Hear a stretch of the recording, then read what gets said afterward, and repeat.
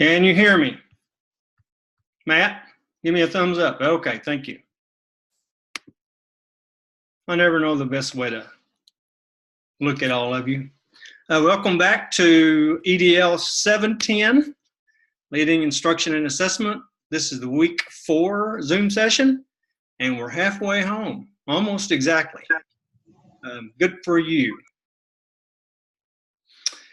I told you I was going to try to infect your thinking, and I think the evidence is beginning to bear that out a little bit. And to remind you of what Captain Richard Ehrlich used to say to me, I can't make you learn, but I can't stop you either. And clearly, some of you are going great guns. I want to remind you to continue to think of yourself as the teacher of adults. I know most of you are still serving either children or adolescents, but increasingly begin to think of yourself in the school leadership role and that of teaching adult learners like yourself. Almost all of them pretty smart, all of them well educated, and most of them have some pretty strong opinions. As we did last week, I think I'll start with some Q&A up front if you have them. But a couple of reminders before we jump into that. We will not have a week 7 Zoom session. And if you all have a strong opinion about that, I welcome you to give me some feedback on that. I think some of the professors have the Zoom session for all 7 weeks and some don't. It really doesn't matter to me one way or the other, because it's just me blathering on, whether you can take it or leave it. Also in week 7, remember that we got the final exam. We practiced that a little bit through the discussion forum this week, and it looks, from the ones I've seen so far, it looks like you got it already. And then finally in week 7 also, please remember that we have a Saturday evening deadline on learning task submissions and assignment submissions instead of Sunday, so I can get those grades in by 10 a.m. on Monday. Okay, I've got a few comments ready to go, but before we do that, if you have some questions for me, I'll be glad to address those. As you can see from the prompt there I gave you at the beginning in the chat box, any topic's fair game as far as I'm concerned. You want to talk about school leadership or you want to talk about grad school content, I'm open. I'm happy to engage with you. Actually, I'm happier if I get to engage with you. I'll give you an opportunity to post some questions in the chat box, or you can ask me through the Zoom portal if you'd rather do that. Looks like Sarah brought another student to the party tonight. That's fine.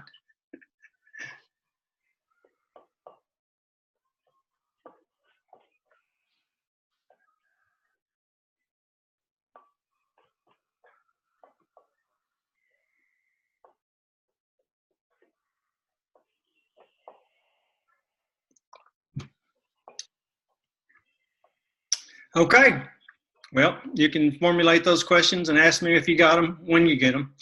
Let me start with making a few comments about some of the things that I've seen in your learning task submissions, as well as some of the comments that have been popping up in the discussion forum. And by the way, the brain trust is complete for week 3 now. So all of your work, all the work that had been submitted by about noon today is there and available for you to take a look at if you want to. There was quite a bit of chatter, as I expected, about the Brett King video on Banking 4.0, and that was Learning Task 3.2. And the point that I really wanted for you all to get, someone has their mic open. If you don't mind muting that thing, that would be helpful, please. But with regard to the Brett King video, one of the primary things that I wanted for you to get through that process is, and I think he did a very good job of making the point, is that it's not the banking industry, and in our case, it's not the education leadership that's making the decision for those changes.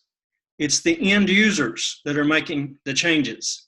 And the industry is trying to play catch up. And several of you, through your comments, both in your submissions and in also the discussion forum, have rightly identified that we're kind of behind the curve and we're trying to catch up with our customers. You all are cases in point, cases in emphatic point, because you're voting with your checkbook and you're voting with your time.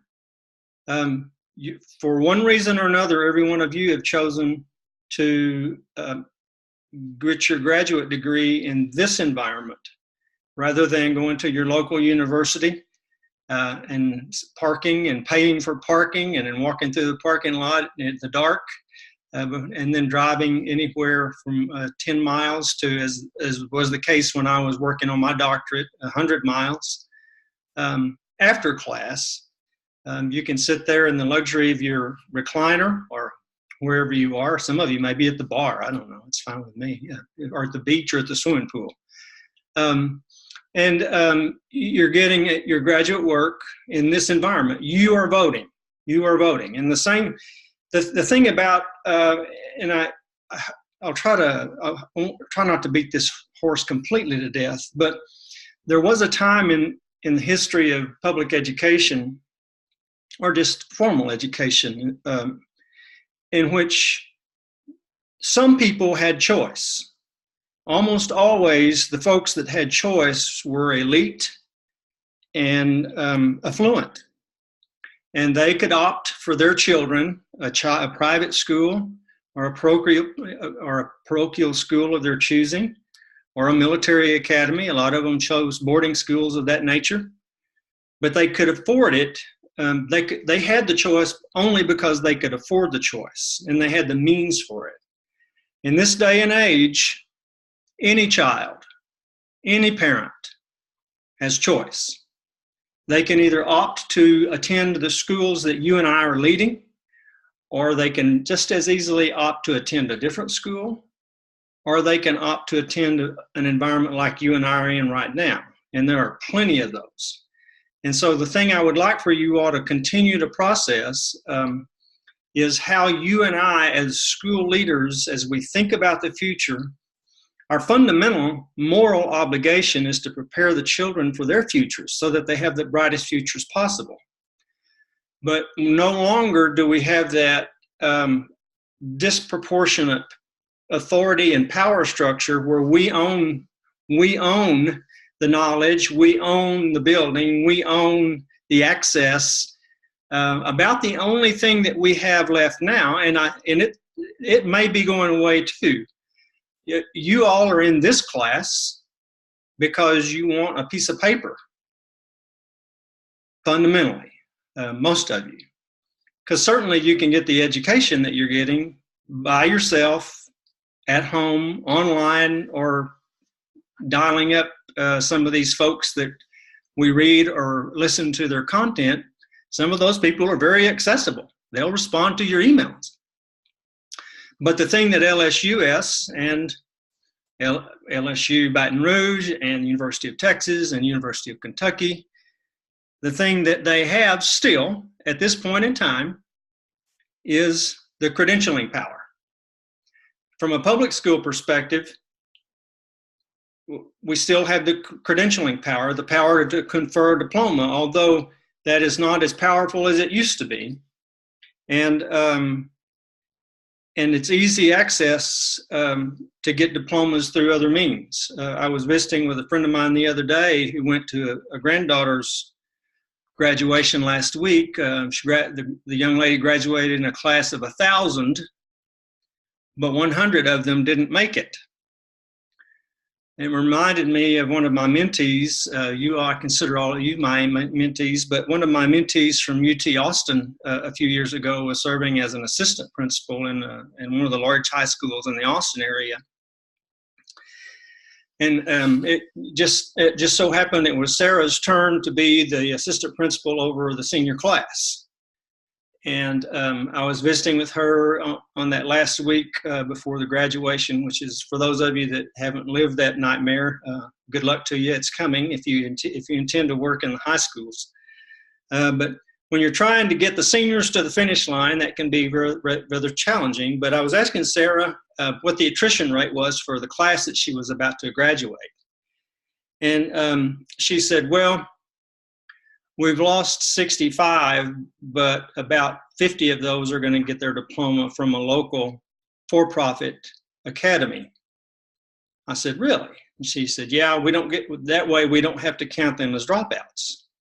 So not only were the students gaming the system, but the public school was gaming the system by steering those students to an alternative route so that at least officially and on the books, those seniors were not going to have to be counted as dropouts, which is a real ding. In most states, it's a ding against the school. But the point is, those students now have options that they never did before, and those options are not just limited to the affluent and the well-educated.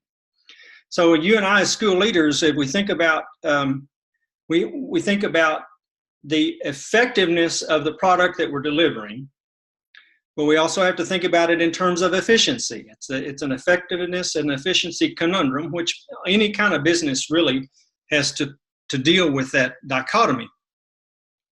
But you and I, as the school leaders, own that now. And so, just for what it's worth, not only are the public schools feeling the same kind of pressure that Brett King talked about that banking is, but universities in particular are feeling a lot of that kind of pressure, because there are plenty of options for you all to go get your degree elsewhere.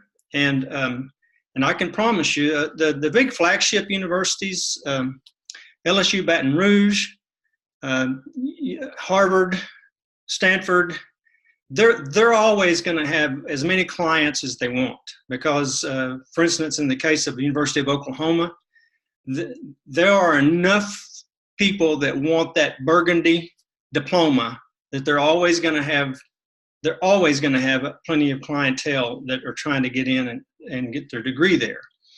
But all the regional universities and not the flagship universities, we're in a market. We're in a very competitive marketplace.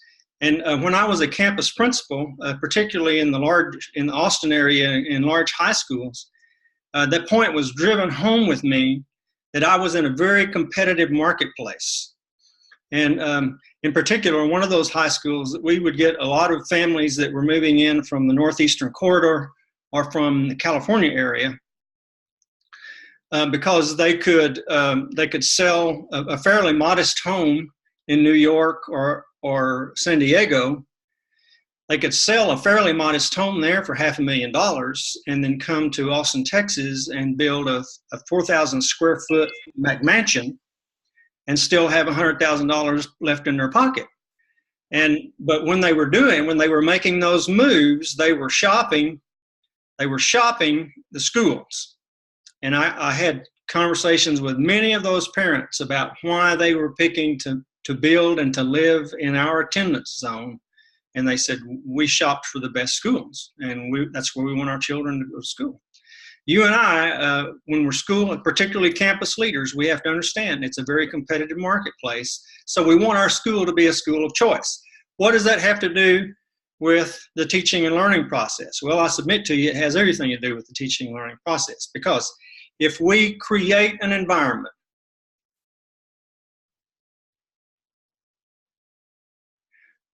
you will only be the school of choice if you have high quality teachers. And you will only have high quality teachers if you create an environment that high quality teachers want to work in. And it's not hard to run off talented people, I can promise you. All you have to do is be pretty heavy handed or micromanage or try to run their business for them. But in order to find talent and to attract it, and to get it hired and to keep it, you have to create a culture and a working environment that causes talented people to want to stay in it.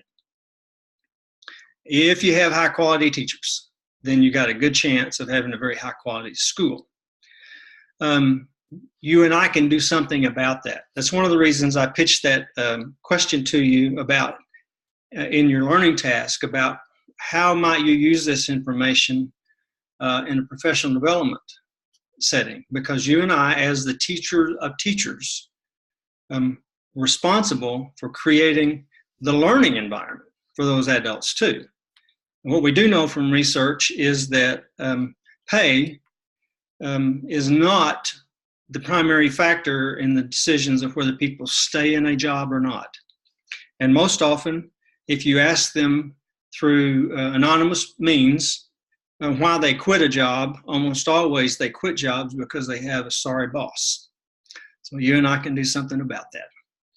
Our ability to assess the student and his or her learning is something that's been a topic of a topic of conversation in some of the content that you've got, and we're going to move into assessment in week 6, I think. We're going to talk about that a little more deliberately. But the technology gives us the ability to assess much more quickly than it used to, particularly on academic content that's fairly objective in nature. But there's even becoming some pretty robust systems that will assess the proficiency of writing. On the topic of technology, and I want to touch on this as well, because a lot of your learning task comments and the content are referencing technology, and we tend to automatically think about technology as being either a digital device of some kind or a web-based application of some kind. I invite you to think beyond that, if you will, because there was a day when a ballpoint pen was considered high technology. And there was a day that a 3-ring binder was considered pretty exceptional technology, because you had replaceable pages and you could add to the book rather easily. Anybody could do it. An arc welder is a pretty significant piece of technology, though most of them now are not digital devices. There are a few that are digitally based, but so an air conditioner is a piece of technology that can aid or not aid the learning environment. I remember one of the schools that I taught at early in my career, believe it or not, we had no air conditioning out in West Texas. And it was a huge thing when the administration finally found enough money to put evaporative coolers. I don't know if you're familiar with those or not, but it's basically a fan, and it has a little water running down the walls of this box, and the fan is pulling the air through the water and pushing that cooled air into the room. We thought we were in heaven when they gave us evaporative coolers, which was fine when the humidity was about 5%. When the humidity went up to about 80%, it was like you were in a sauna.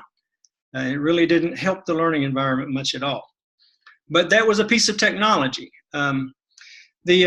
So think about all the different kinds of technology that you have at your disposal, that you already have, that's really not the digital devices or web-based applications, and you wouldn't think of trying to live without them now. You cannot imagine trying to teach school without them. But I'll submit this to you. A high-quality teacher can take a piece of chalk and a blackboard and cause learning to happen effectively. An unskillful teacher can take a computer and all the web apps available and not cause learning to happen. At the end of the day, the quality of the teacher is the determinant on the level of learning that occurs for the students. And all the tools that we have available to us now are simply more robust tools than were available to teachers in previous decades. But they're not any use to us at all if we don't use them effectively. Let me move on to, Jennifer made a point on that in response to that Brett King thing I wanted to point out too. She said if the students don't trust us, they won't work for us. Spot on. Absolutely, Jennifer, you are correct. Let's take it one step further too. If the teachers don't trust us, they won't work for us either. Trust is the precursor of followership. You and I presume to be the leaders of schools. That means we need followers. Trust has to be at the very front of that relationship. Otherwise, there won't be any followership. Now, they'll do what you tell them to when you walk in the room, or they'll behave like you like for them to when you walk in the room. But as soon as you walk out of the room, then they're back on autopilot and they do whatever they want to, unless they trust you and they feel like you and the school are headed in a good direction and it's a positive learning environment. And then they're much more likely to comply with the missions and the actions that you all have crafted together. And I'm sure Dr. Perry has talked to you about that in the vision class. The compliance with the vision is voluntary. It's absolutely voluntary. And you really don't even have the ability to fire enough of the people that are not compliant, all the people that are not compliant. And even if you could, then you'd be faced with trying to replace them with some that would be compliant, which is just as difficult. It's far easier to operate from a pull perspective than from a push perspective. The Willingham, I think of that as a blog. I think of it as a blog post, a pseudo article, whatever you want to call it. I'm a fan of Dan Willingham. He's really a good thinker with regard to cognitive functions and cognitive performance. And many of you seem to catch on to that point he made that multitasking doesn't work. I'm guilty of believing that I could multitask effectively in the past. But after reading Willingham and after thinking and reflecting on my own practices, he's spot on. All I was doing was just switching attention from one task to another, quite quickly in a lot of time, in a lot of cases. But if you and I, or our students, or our teachers, are involved in a process or a project that needs full attention, then it needs to be undistracted attention. That has implications for the way you and I craft our professional development for our staff, and for those of you that are going to move into central office work, assistant superintendent or executive director kind of roles. One of the things that I found most disturbing when I was a campus principal is when they would call us to central office for those god-awful administrator meetings. And the assistant superintendents would all sit up at the front of the room at a table, and they would have their laptops open and they'd be working while the rest of us were expected to be sitting out there paying attention to whatever the speaker was saying. That sent some really terrible signals, I thought. And consequently, I just started taking my laptop too. And I'd sit out there and work on the other side. They didn't like that very much, but as long as I kept my campus running effectively, they pretty much left me alone. Let me go. Let's see. I want to move to the Zamuda and Kalick podcast interview. That was Learning Task 3.4. Brandon made the point, the power of, as several of you did, commented on their comments relating to student voice and how important they felt it was. But Brandon took it one step further and identified that it's not enough for the students to have voice, but on an effective and a well-functioning campus, the teachers have to have voice too. Absolutely, absolutely. Again, that goes back to the culture and the learning environment you and I can manage to craft as the leaders of a campus. The personal learning, Dennis commented too on this, on the personal learning thing. Dennis's comments really reflected that it almost is like a relationship building model. Yes, yes. And again, I'm going to go back to that word trust. The people that you are most likely to be willing to forge a strong and positive relationship with are the people that you trust. And typically that trust emerges in the earliest moments of your meeting them or of your interactions with them. Has great implications for the way you and I lead a campus. What are you going to say at that first meeting when you meet with the faculty? What kinds of words and things are going to come out of your mouth when you first attend that math department meeting or that science department meeting or that fine arts department meeting?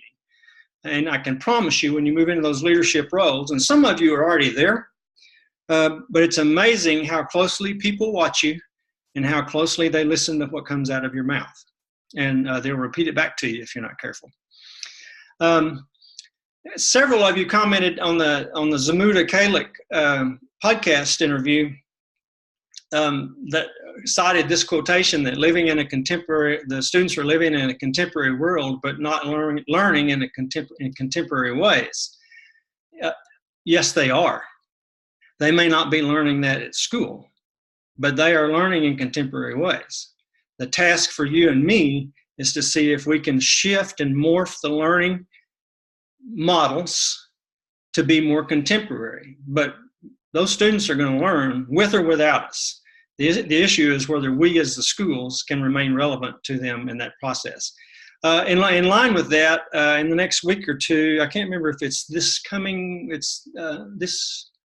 we're in week 4 now. I think in week 5, you're going to see a model of a school that has completely shifted, the one that I've been working with for the last several years out here in Texas, a rural school.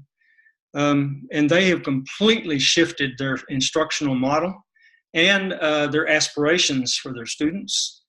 And it's Roscoe Collegiate ISD. And so one of the learning tasks you're going to catch in week 5 is to be poking around and taking a look at their model to see what Dr. Alexander and that group are doing that you and I might consider as possibilities as we think about how we can make school better for the students that we're serving.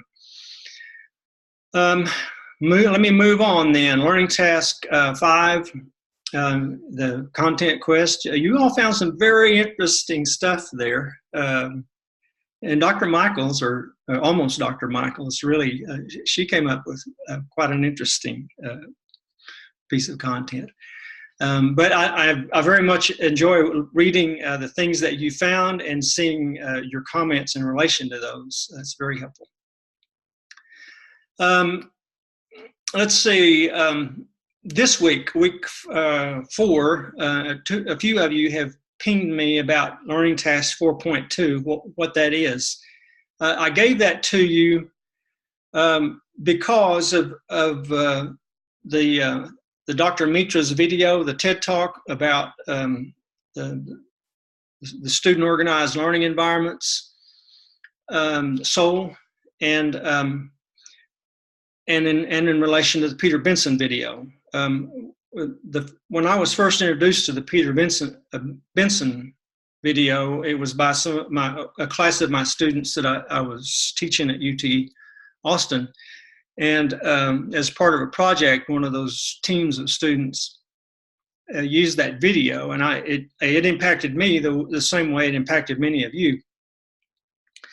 And consequently, I took it back to the school that I was serving. I was superintendent at the time, and our technology director in that rural school was also a classroom teacher for 2 or 3 periods of the day. And I showed that to Darren. And by the way, Darren is now, he was our technology director and and technology teacher in that rural school. And I guess it's been 3 years ago now, Abilene Christian University, which is a Division I university, would not take no for an answer. They finally stole Darren from us and made him the director of their Maker Lab. We had a Maker Lab in that school that I was the superintendent of, and Darren launched it for us. But that university stole a guy from a little bitty tiny school and turned him into their director of their Maker Lab. And I invite you to go to the Abilene Christian University website. You can see some of the very cool things that they're doing. But in Learning Task 4.2, Darren graciously agreed to share with me the way he structured those classes, because it was very much the students picking the class that they wanted to take, determining their spark, and then beginning to work on projects in alignment with the title of the class, whether it was Principles of Technology or Multimedia Design or whatever. He had a menu of about 10 or 12 classes that they could take to get credit. And if you walked into his classroom, there might be 15 kids in that class, but among them, they might be taking 7 or 8 different classes but every one of them was designed in relation to the student's spark. And then also I pinged you or linked you to Darren's student self-assessment thing that those students filled out every day as taking ownership for their own learning. You can take a look at that document as well. Book recommendations that I have for you, that books that came to my mind as I was reading your comments in relation to the week 3 learning task and the discussion forums. One of those most powerful books that's influenced my thinking, particularly in thinking of leadership and how you and I apply the practice of leadership in an environment that is constantly shifting and moving out from under our feet. And that book is The Leadership and the New Science, Discovering Order in a Chaotic World by Dr. Margaret Wheatley. That's a 2006 copyright. So that is one of my top 10 books of all time. I don't know how many times I've read it, but I could read it again tomorrow and it'd still be powerful to me. In relation to rethinking how you and I deploy instruction in your current classroom and rethinking how we can work from a systemic perspective to refashion instructional delivery so that it has a much more meaningful and relevant feel for our students. Many of you in your comments, in particular in relation to professional development, how you might use that stuff for professional development, the word how keeps coming up. How could I do this? What are we going to do if the teachers say how? And it reminded me of a book that Peter Block wrote in 2002 titled The Answer to How is Yes. Everything I've ever read by Peter Block has been good. By the way, after the colon in that book, the full title is The Answer to How is Yes, Acting on What Matters. Very, very good book, and it will help you rethink particularly how you engage with the recalcitrant people that you most certainly will as you try to move schools in a more progressive direction. And then finally, personalized learning. One of the most comprehensive works I've read on customized and personalized learning was written by Schwann and McGarvey in 2012. Title of that one is Inevitable: Mass Customized Learning. And they made that case 7 years ago. What we're talking about right now is how can we refashion what goes on in classrooms so that it's much more individually relevant for the students and will have meaning for them as they move into the real world. Okay, I'm going to move over to the chat box to see if questions. Ray, can you say that again? Yeah, the leadership book is Margaret Wheatley, Leadership and the New Science. That's the 3rd edition. The first printing of that was 98, I think, but 2006 is the 3rd edition printing, Leadership and the New Science. Get ready for your brain to get bent a little bit if you read that. It's very much in line with the stuff that Brett King was talking about. Let me see if there's other questions.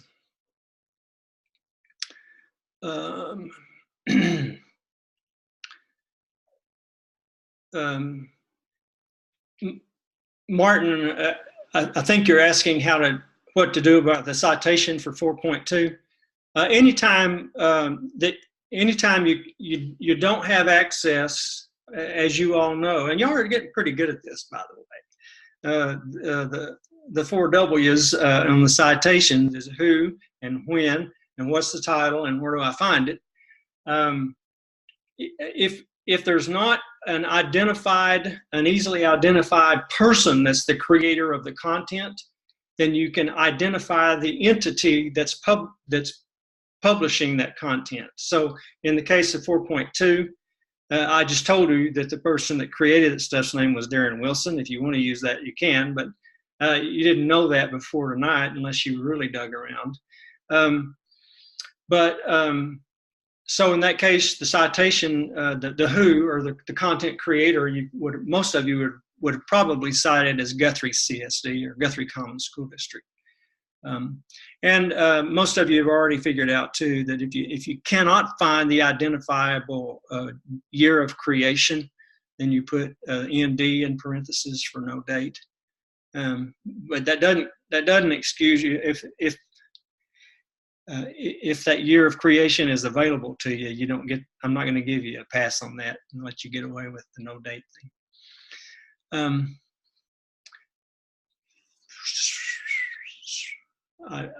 Fifi, I don't know about at church. I'm not at church, but I feel like I'm at church all the time when I'm out here in the country.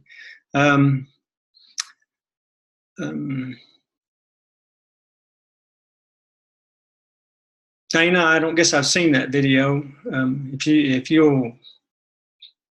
If you'll identify it and put it in our sandbox forum, if you can find it, I'm sure several of us, I would like to look at it. I'm sure there's others that would.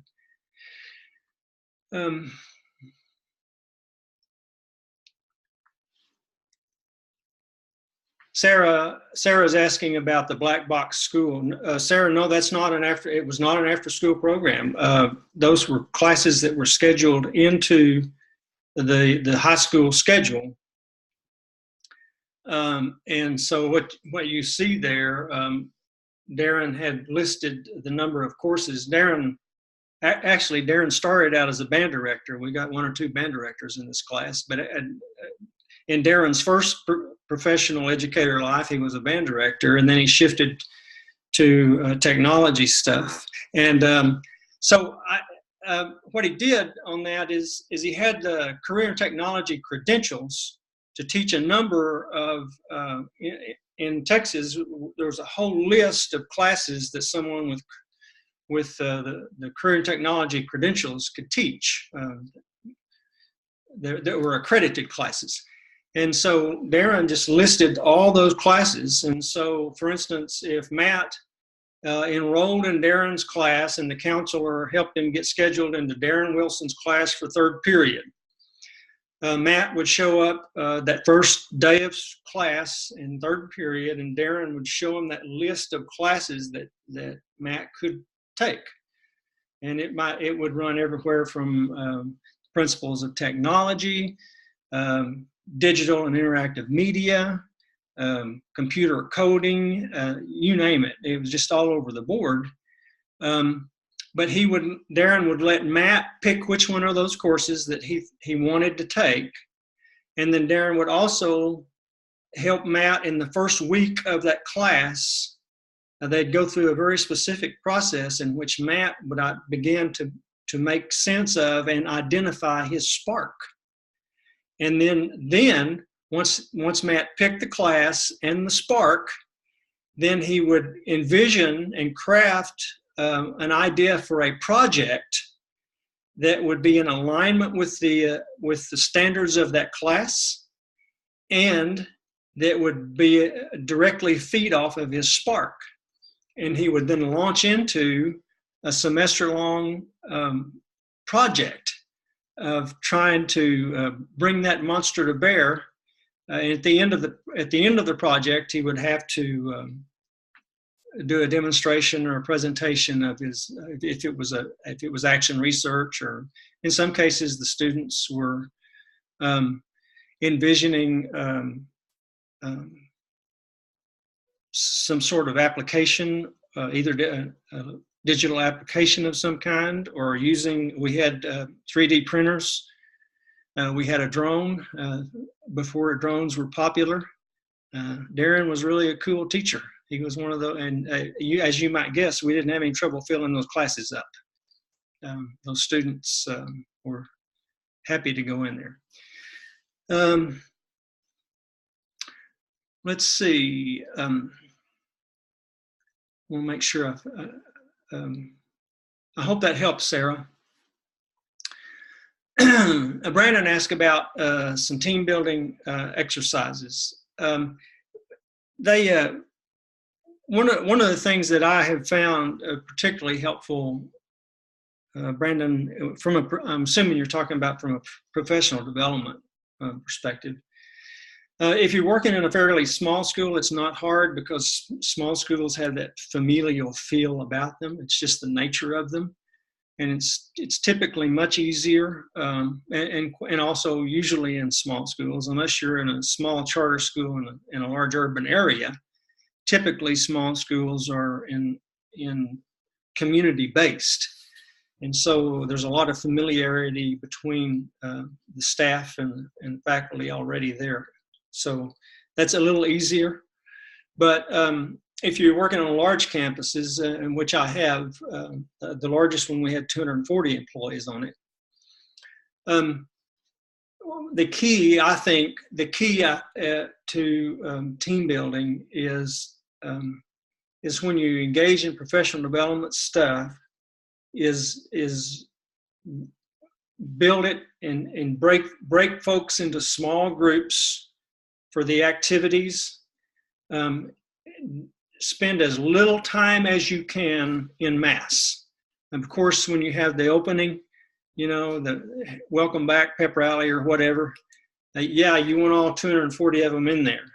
But do not sit them on their ass for 4 hours and make them listen to the principal and all 9 assistant principals and the school nurse talk about bloodborne pathogens. And all you're doing is creating 240 enemies for yourself if you do that. Create some very engaging learning activities and break them into groups and change the grouping. Brandon, I think you're a math teacher, aren't you? Is that right? Yeah, I charated as a math teacher for 15 years. But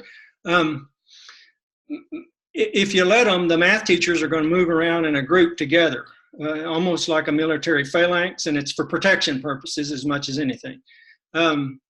But what you want to do is break them into groups, small groups for the activities, and heterogeneous grouping. And when I mean heterogeneous grouping, I'm not talking about just male, female, that kind of thing. But you want the drill team director working with the science department chair, working with the first year math teacher that's trying to teach Algebra 1.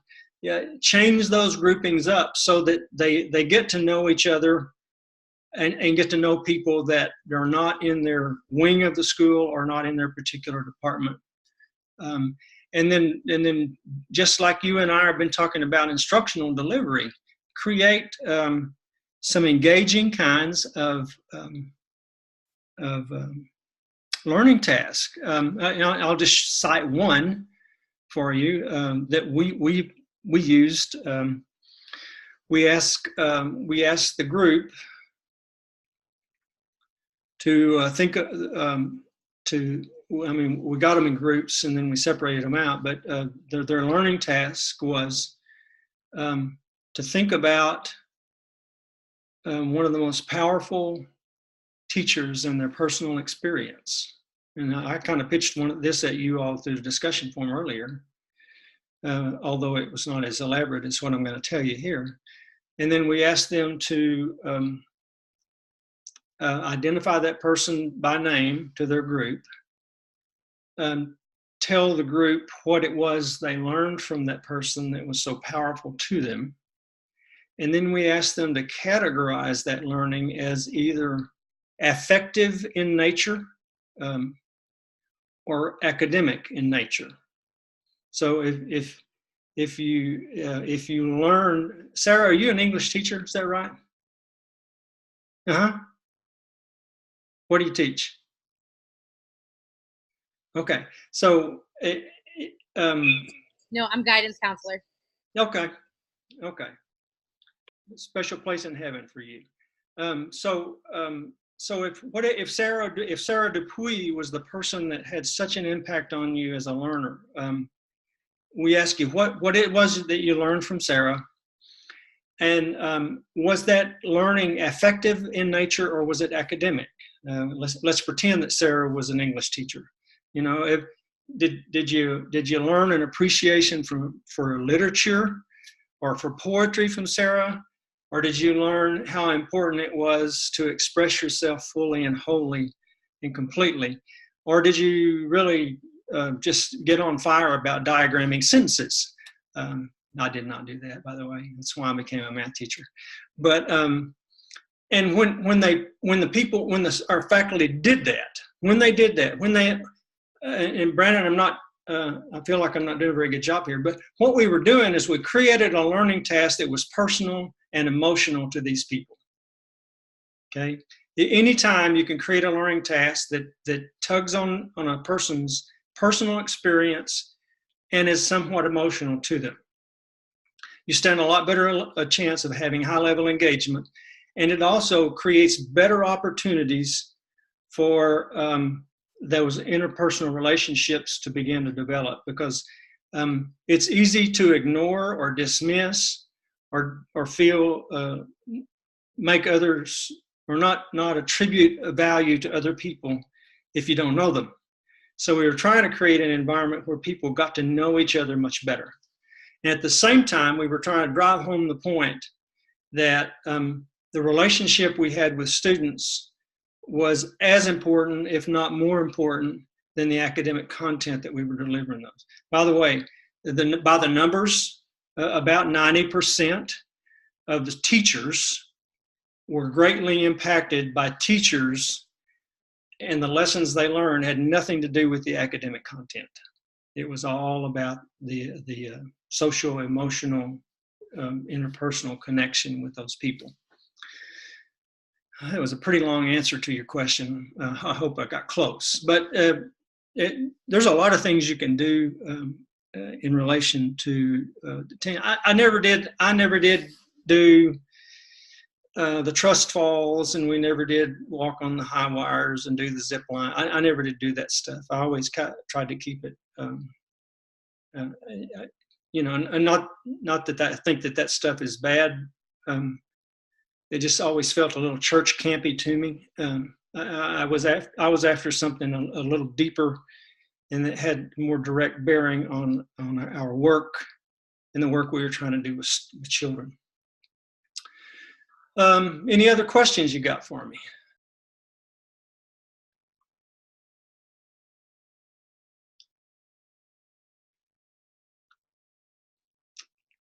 I think some of you are changing jobs too, and I remember. And I want you, if you're changing jobs, I would love for you to let me know. And if you're moving into a leadership position, I absolutely want to know. For those, all of you are headed that way. But and I mean this when I say it, when you step in, and those of you that are already in the leadership positions, I think Brandy will attest to this, and probably Amy as well. Once you get in those leadership positions, all of a sudden you're dealing with a lot of crap that you had no idea was coming your way. It's just like Sarah, counselors, most of them move into that work thinking that they're going to be providing academic guidance to children. And then they get hit squarely in the face with the fact that because they've got counselor behind their name, there's adults in the building that come in and shut the door and start spilling their life problems to them. And so they end up being an LPC as well as a guidance counselor. Am I wrong, Sarah? And you get to hear a lot of crap you really didn't want to hear, right? Same thing goes when you move into the leadership roles. The principals get to know a lot about people that you really didn't. Yeah, I don't need to know that. I don't need to know that. Other questions for me, if you got them?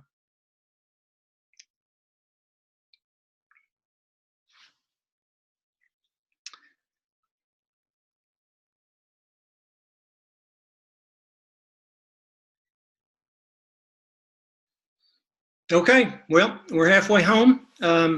Thank you for making me smarter, and I'm very grateful that you all tolerate me as being part of your learning journey.